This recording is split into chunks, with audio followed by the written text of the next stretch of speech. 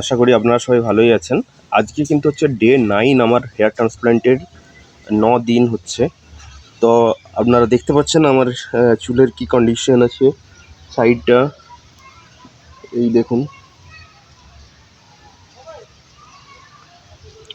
হালকা হালকা হালকা হালকা করে সব রুটগুলো বোঝা যাচ্ছে পরিষ্কারভাবে সব। দেখুন চুলগুলো কীভাবে বেরিয়েছে। তো অ্যাকচুয়ালি আজকে ডে 9-এ হালকা একটু ক্রাউন এরিয়াতে একটু হালকা ব্যথা অনুভব হচ্ছে, তবে এটা কিন্তু খুবই নর্মাল একটা বিষয়। যে হেয়ার ট্রান্সপ্ল্যান্টের পর ওই মোটামুটি ধরতে পারেন যে ট্রান্সপ্ল্যান্টের 14 থেকে 15 দিনের মতো মাথার পিছনের অংশ মাঝে মাঝে একটু ব্যথা করতে পারে। ব্যথা মানে এরকম লাগতে পারে একটু মাথাটা ভারী লাগছে, বা এটা কিন্তু খুব একটা বড় বিষয় নয়, ঠিক আছে? কারণ আমাদের যে পিছনের যে অংশগুলো আছে ওগুলো কিন্তু হিলিং হচ্ছে, তো হিল হওয়ার সাথে সাথে এটা একটু হালকা ফিল হতে পারে।